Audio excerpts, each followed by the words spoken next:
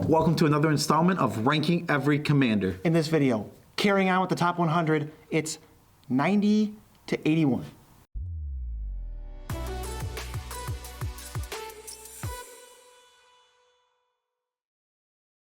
I'm your host, JC, aka Joe Cherries. And I'm your host, BZ. It doesn't really... AKA BZ. Yeah, it doesn't really work that way.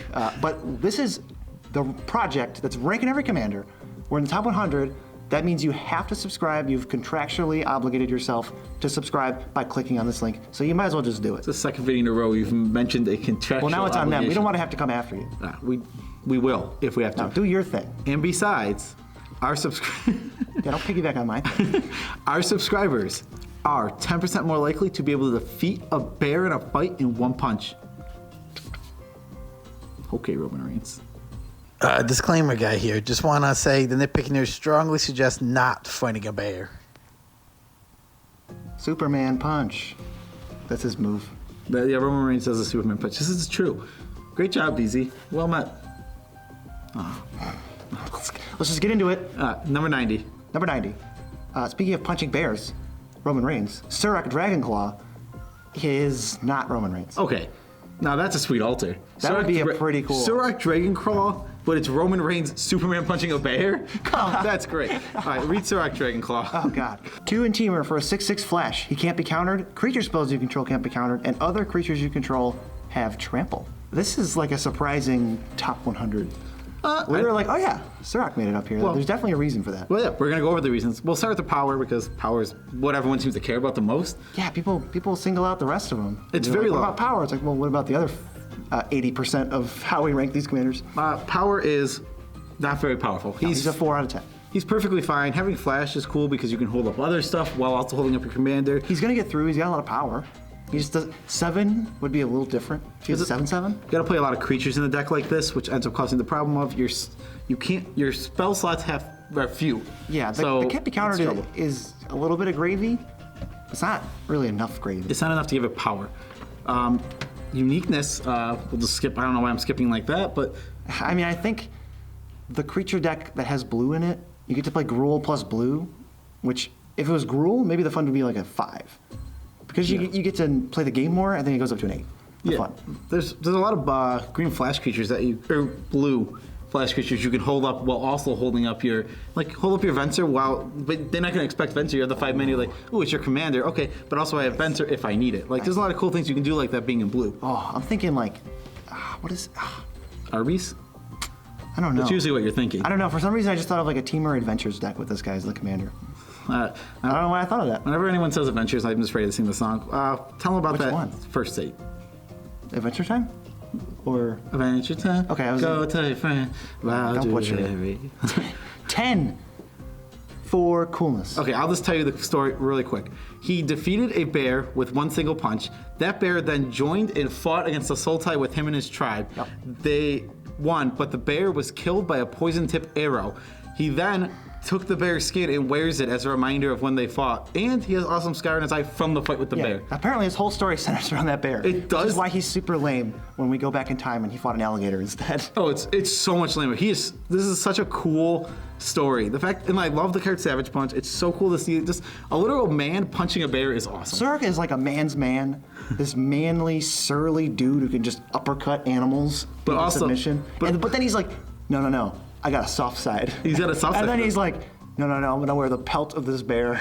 The art, I love how the art depicts it. He's got the pelt of the bear. It's weird because something that you cared about at all, the facing it like that would feel weird. Like I wouldn't wear my grandma. Like, No, it's the bond. This is a whole different planet. that's fair. It's also the head is cut. That's super weird. Like, he doesn't put the head over his head. Like, that's how I imagine like most of those would go. It's like cut in on his shoulders. The head is split. It is a surprise that Surak made this far up, but I think his coolness is so high. Like, He's the manly man. that is what Probably the manliest card on this whole list. I personally really like this card. I don't know if I could build the deck because I already have a Maelstrom Wonder deck, but I love this card. I really do like this card. It's tough to build 2 decks of the same 3 colors. Yeah. I've thought about it and it never works. No, there's too much overlap. Yeah, 89. Fibblethip, the Lost. Speaking of people who made it all the way up here. Yeah, he has a 1 for power. He still made it. This card does not have power. Almost non-existent. It does replace itself, which is that's the one. The one it does go really well with the card Proteus Staff. We have a video all about that deck, so if you want to see that deck, go head over and watch that, because that's an awesome deck Our too. Fibblethip video did pretty well. It's a cool video. It's really our cool. most popular video for a while. Yeah, it's awesome. Fun. If you haven't seen the deck, it's just a meme deck. It's super fun. Oh, it's a to 10. go off, and your opponents are just like, wait, what's happening? Yeah, I mean memes. Memes. There's not too many memes. There was Yargle. Well, it was way back. Yargle was way back in like part 8, and this is the This is the only 2 meme commanders I really can think of. Yeah, Fibblethip is such a meme. And I love He's always this guy. lost. That's the lore. He's lost no matter where he goes. He's always frightened. Like, not only he gets lost, and then he's scared. He's like Why does he terrified. ever leave his friends? Does he? Yeah. Homunculus. I would just never leave them. I would be like a child. I would hold Humungulus's hand. Well, no, maybe fate just causes him to get lost. His art is fine. He looks terrified. I love how terrified He looks completely terrified always. I love the fact that he's in other arts. That's where his coolness comes from. Like when he's on the statue. He's on the statue, like you didn't even see that. And then the uniqueness is just his ability is really weird. Oh, It's the most flavorful. Like you have to literally find him. in your deck. It's crazy. Oh, it's such a unique deck. I mean, there's no other card like this that just goes crazy with Proteus Staff, really. Not really. It's so cool. Number 88, Xenagos, God of Revels. 3 red, green, legendary enchantment creature. He's a god. 6/5, indestructible. As long as your devotion to red and green is less than 7, Xenagos is not a creature. At the beginning of combat on your turn, another target creature you control gains haste and gets +X until end of turn, where X is that creature's power. Doubles up power, allows for ridiculously huge, big attacks. You're playing fatties that can cheaply pump themselves, or they cost like little to no mana, so you can play like a Galta and then attack for like 24. So, the reason this is only 1 point more powerful than Surak, I think it's worth discussing, because this card seems a lot more powerful. Because it's got a thing you can build towards. Yeah, Versus Sarak's like, hey, do whatever. Yes. What this card gives you is a great attacks, but it doesn't give trample. So you have to work around that, which is a huge thing. Yeah, we built a Xenagos deck, and we had to exclude threats and include threats that were worse because they had trample. Yeah, I mean, you have to put like Rancor in this deck, which is taking up a slot. Rancor is not a bad card. Rancor's a Don't get me good wrong. card. It is, but it's not a card it's there when you need it, but you shouldn't need it a lot of times. Yeah, it's tough. When you're playing, He is a god, so gods have a lot of power. He's hard in to terms remove. of he's indestructible, and it's like, how many times is a god going to die in a game? Once? Yeah, but with comparing it to Surak, because I think that comparison's just worth doing. The indestructibility, the hardness to remove is probably the main thing that takes him above Surak, because they're pretty similar decks overall, and They're stompy. you can play it lower to the ground with Surak compared to Xenagos, where you just have to get that big power in there. You have to get a big fatty, and it has to come down. Everybody knows it's coming. Like Surak is at least can come out whatever, but Xenagos is a little bit of like, oh, hey, here it is. Like it's way stronger, but it's so much clunkier. Yes. The artwork is great. Oh. He's just so smug. Xenagos, it's apparently just the biggest jerk ever. I thought he yeah. was a throwaway villain, but I actually just kind of like him now. Yeah, so it ain't for coolness. Here's a quick synopsis of a story. A blurb. He killed, okay, so in the womb, he The killed womb. his He's sister. not even born yet. He's not even born. He's He up to killed trouble. his sister in the womb. He would have been a twin. How do you even do that? He killed a kid when he was like 3 years old, so they had to flee the town. Then at the age of 6, he started trying to kill his mother, and he enjoyed He started trying to kill his mother. Yes. Like, he did it a lot of times. He failed, and he was like, oh, she's pretty good at not dying. Yeah, basically, and he enjoyed it. He was eventually, planes walked away. This is the weird part of the story that I don't like. I think this is why he didn't get a higher score. Yeah. He planes walked away and realized that the gods of Theros had no power outside of Theros. He was stronger than they were, basically. And he realized, but he still wanted to ascend to godhood. And he goes back, and then ascends to godhood. I feel like it's a step down. And then he's slain by Elspeth. Like, when he's like about to kill Elspeth, and Elspeth throws a spear into his chest. Oh, and so sweet. It explodes an arrow that was Yeah, shot into him. Ilia had 360 no-scoped him earlier and shot him with an arrow. Mm-hmm. And then Elspeth stabs him and it explodes and it completely Obliterates him. erases him. He's done. He's killed on Nyx, so he's completely dead. He No cannot, afterlife. It says he cannot return. That being said, I would not be surprised if he returns.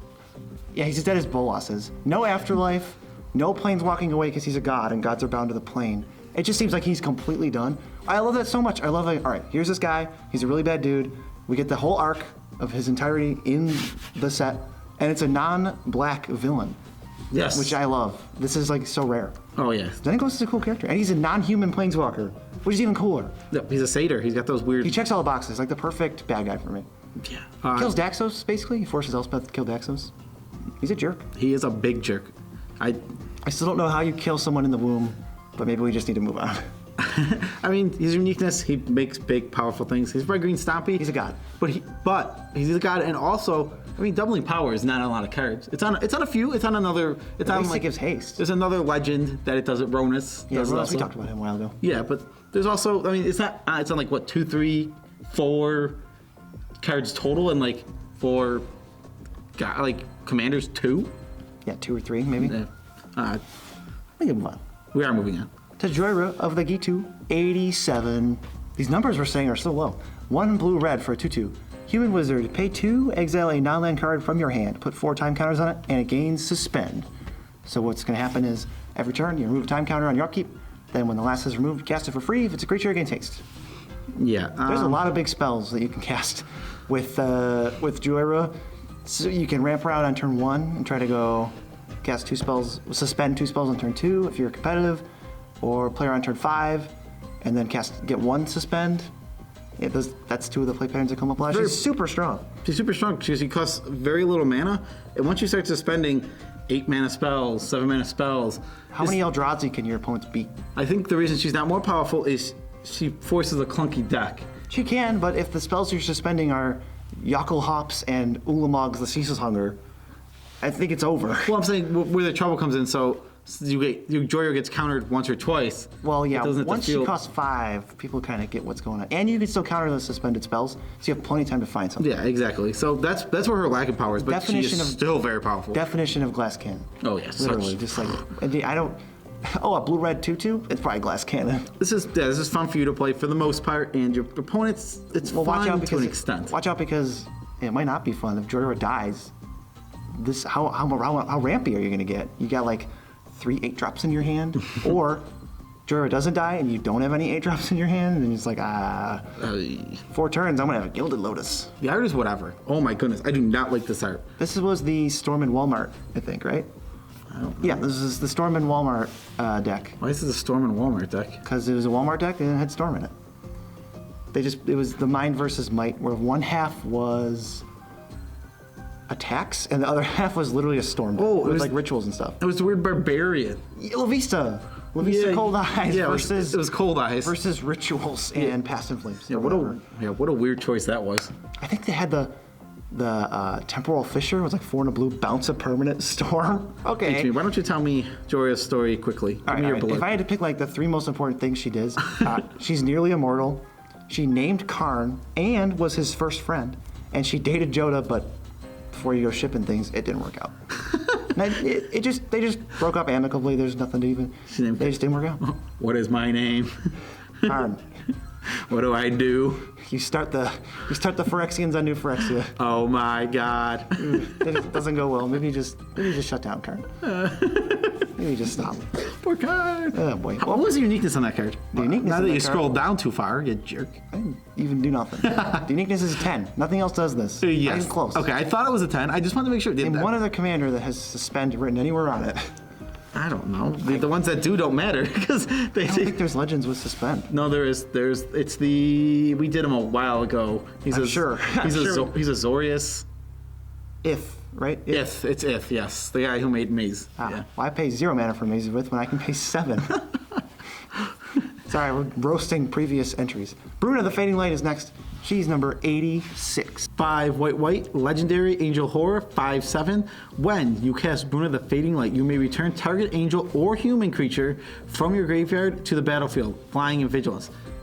It flips over into something really cool. So if you also have Bruna, Gisela the Broken Blade. then it flips into Brizella, Voice of Nightmares. and it is a flying first strike vigilance lifelink. Your opponents can't cast spells with converted mana cost 3 or less. And it's a 9/10, which is their combined power and toughness. Yes, they're These- melded.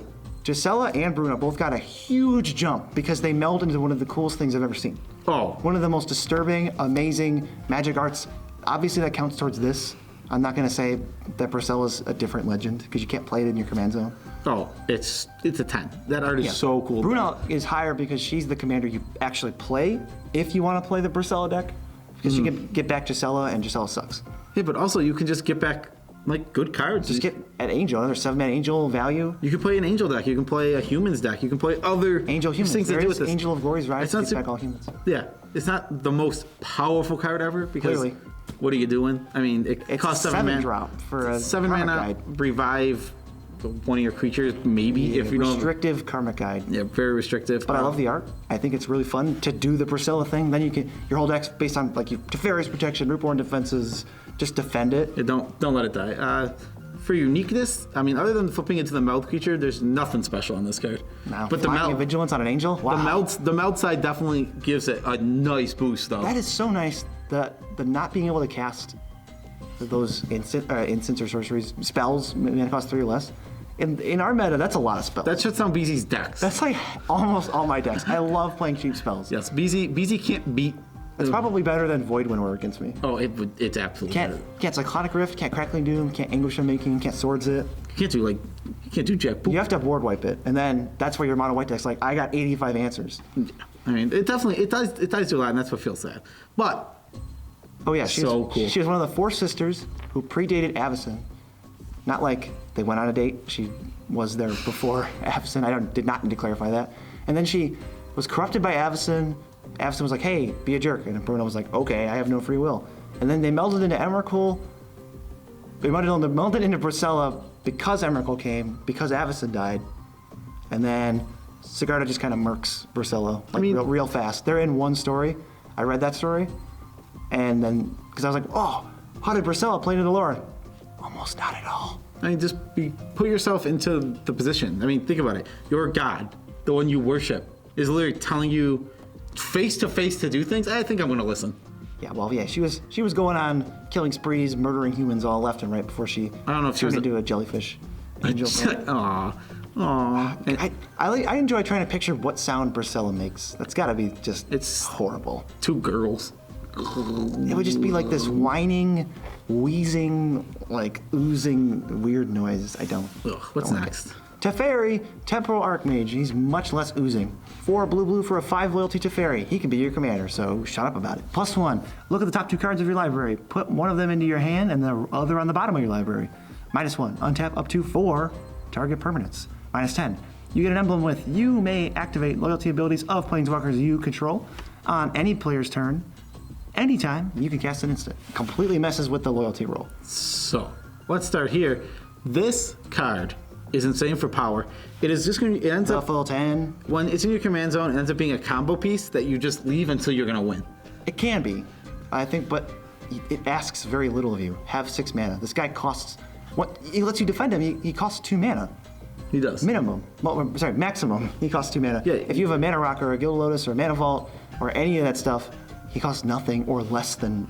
He costs less than 0 mana. Card is very good. Often can just net you mana. He'd be a ritual that puts a planeswalker in play. How good is that? Great. I mean, even his emblem is it lets you play some kind of weird Planeswalker deck. Yeah. Where you get 4 activations every go round. If you don't know, there's a Chain Veil combo. I'm not going to go into details for the Chain Veil combo. I don't think you really need to. I mean, there's just a lot. I would say a lot of people probably just don't know how that works. It's weird. So you have Chain Veil, you have Teferi. When if Chain Veil has an activated ability, it lets you activate Teferi again. If you have 3 artifacts that tap for 4 mana or more than 4 mana, Teferi goes infinite and can just kind of like have infinite mana. Yeah, but there's more to it. There might be one extra piece, but that's the core of it. We don't have to explain too much. We're not only. It's not just a 10 because of CEDH. Try not to do that, but Teferi asks so little of you to be amazing. Oh, so little. And like I said, he's in mono blue. Mono blue artifact deck. Mono blue is really good with artifacts. There's it a works theme well. though. The mono blue artifact deck, not super fun. 5. 5. He got a 5 and a 4, and he's still number 85 on the whole list. Oh yeah, because Teferi the character is absolutely super cool. Teferi, okay, Timebender dude. He's phasing stuff out. If he's responsible for why we have phasing, then he can suck it, I guess. But we don't know. That's not confirmed. He phased out a whole city or county or Zelfir. Whatever country. Zelfir is. Yeah, Zelfir. He phased that out, and then he's all sad about it. He's brooding. And he lost his spark, and he got it back from Jorah or Karn or whoever. And this card's great. The art is actually a little lacklustery. It needs to look more like Idris Elba. They need not to. He should never have been written into. War of the Spark? War of the Spark. Why? Because you can't do anything with it. Oh, because Time travel is too. He's either the best, and the whole story is centered around him, or he has to just.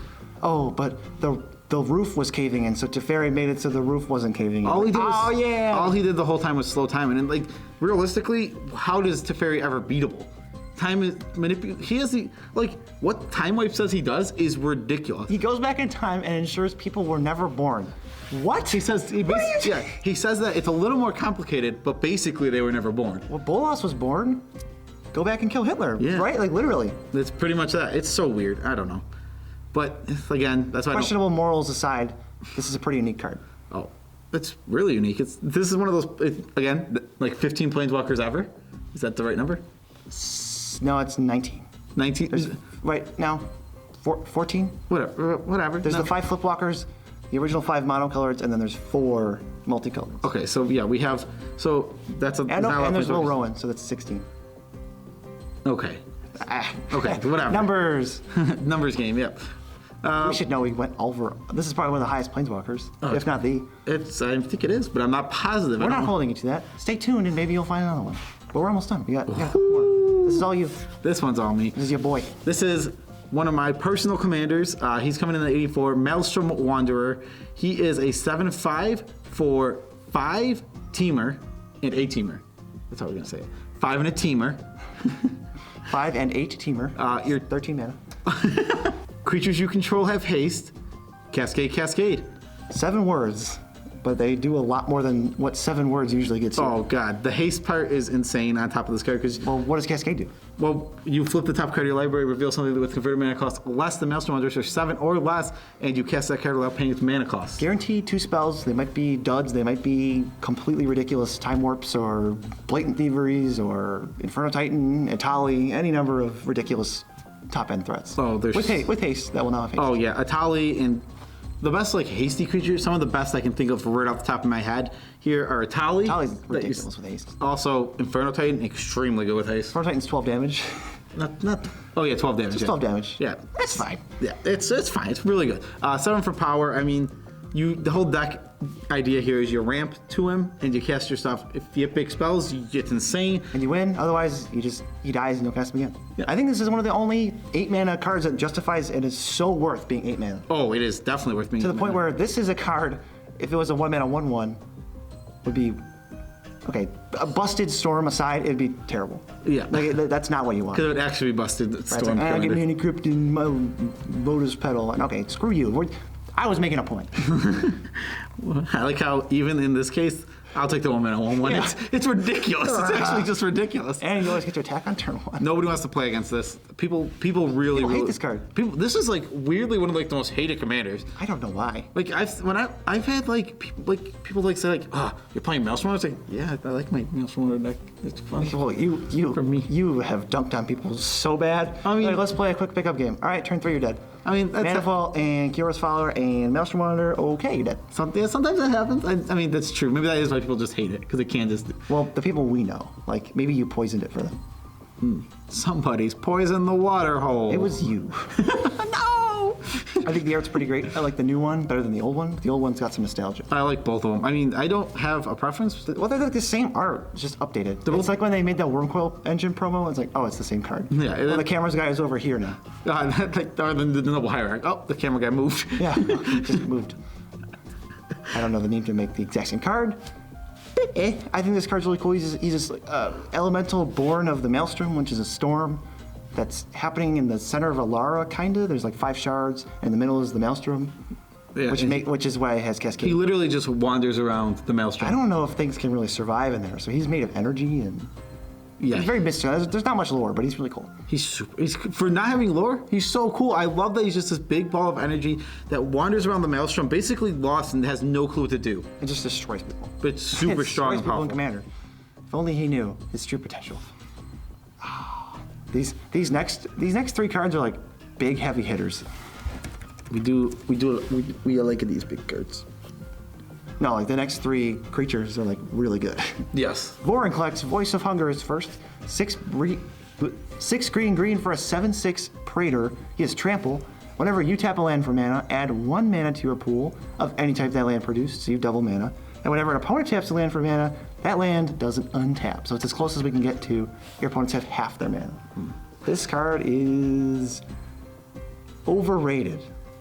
In the command zone, I would say in Commander overall, it's very good. In the command zone, not the podcast. This card is insane. Yeah.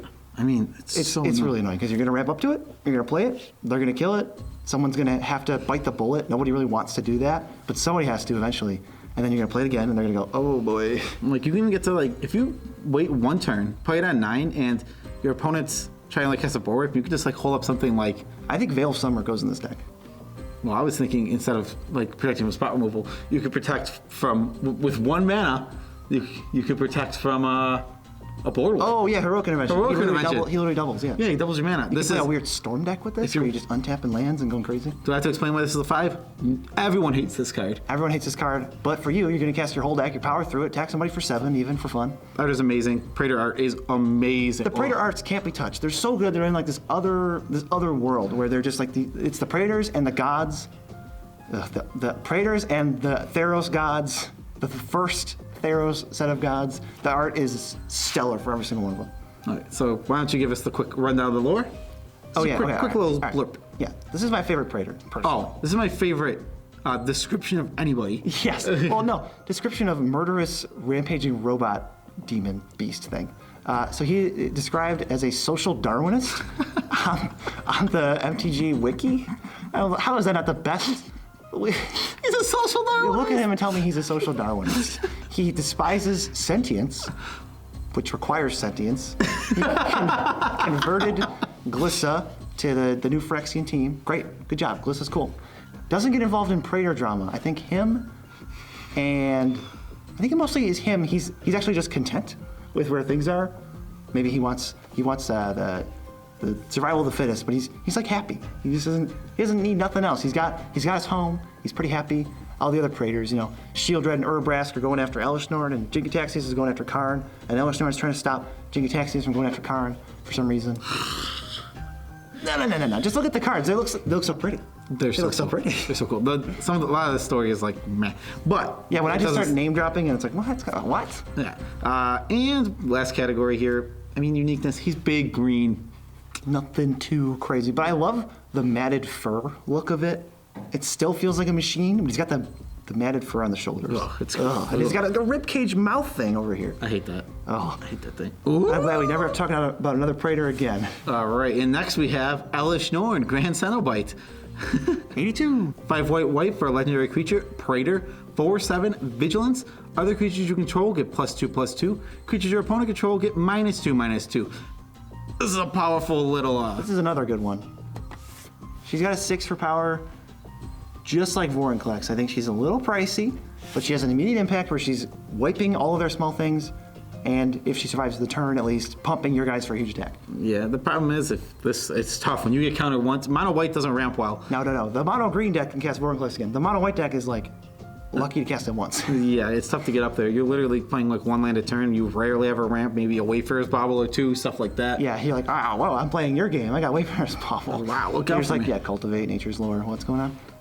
I think you can really surprise people. You can end of turn, White Sun Zenith, secure the wastes, Decree of Justice. You can get in huge chunks, but it's still hard to even assemble the damage that we would need to assemble to make this higher than a 6. Yeah, it is.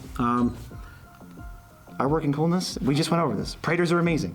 This is the leader, the de facto leader of the Phyrexians. This art is so good. It is done by, we're giving credit where credit is due, because we're not a huge fan of Igor's art. Personally, but he absolutely nailed this one. Oh, this art is amazing. It's so good. It's so creepy. It's so phenomenal. I don't know how, what is even going on in the background? I don't know, but it's awesome. The porcelain look, the crazy headpiece, the drapes. I don't know why she has drapes on her, but it's great. They just never, this is one of those arts, there's a lot of arts where it's good, but if they did another art, I wouldn't be mad. I don't want to ever see another Elesh. I don't want to see this Elesh Norn card with new art. They can't top it. They can do a new Elesh Norn, sure.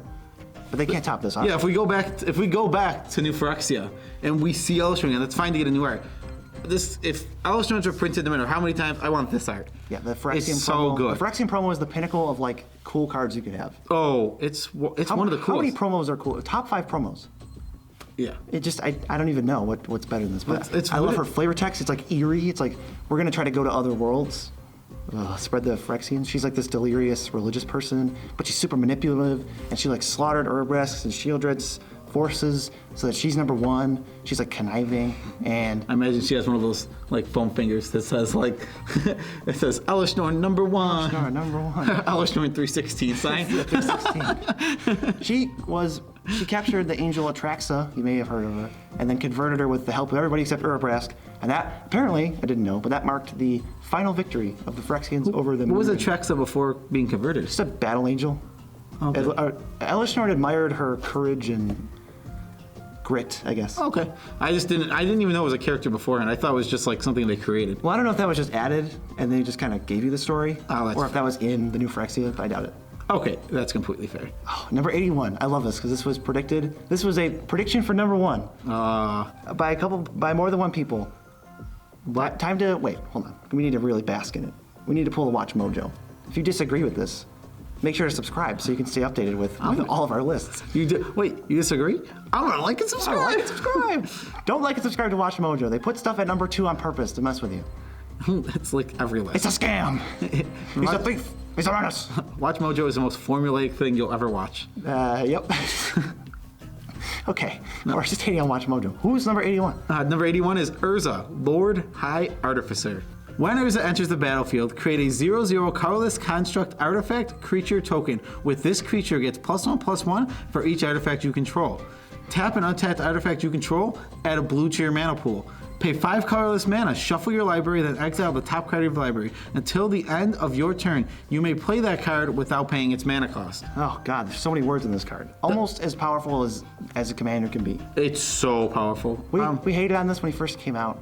I'm still not a huge fan. But credit is due, this guy is really powerful. He is. He's extremely powerful. I still think that is he not a 10? Do we still think he's not a 10? We have. Oh yeah, we did let this simmer for a while. I don't know.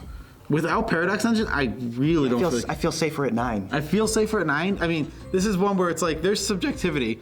We have not personally played against Ursa, so it might be more powerful than we think. It might be. We're not the be all end all of commanders. This is definitely the token matters more in modern, where it's Ursa and also a 5/5. And which one do you want to kill? Well, you have to kill Ursa. Then it's like, okay, attack you with a 5/5. It's really strong. It's ridiculously strong. I mean, debating between 9 or 10, I don't think anyone's going to really have a problem with that. This is another 5 because it's another mono blue artifacts commander. You don't want to play against And this guy has extra clout for being not fun. That we've seen all over the internet. People playing against this. It's not fun. You have to police the Ursa deck. Yeah, it's another one of those police commanders. You gotta, okay, what are you doing at all times? All right, yeah, when they go artifact, Ursa, win the game, it's like, oh, whoops. Yeah, even if you shut off activated abilities of artifacts, the ability comes from Ursa, so they can still tap for mana. Yeah, it's so good. Ursa's a very, very good character. The artwork is amazing. I love the army of kind of like faceless. Is it supposed to be Thran? I'm Robots, not sure. Something. They're in the background. They're looking sweet. The reason Ursa, actually, we're going to be going into 38 starting next video. This is the top 37. And the reason Ursa gets the top 37 for sure is because on a coolness level, Ursa is far and beyond any other creature. He would probably just be a 15.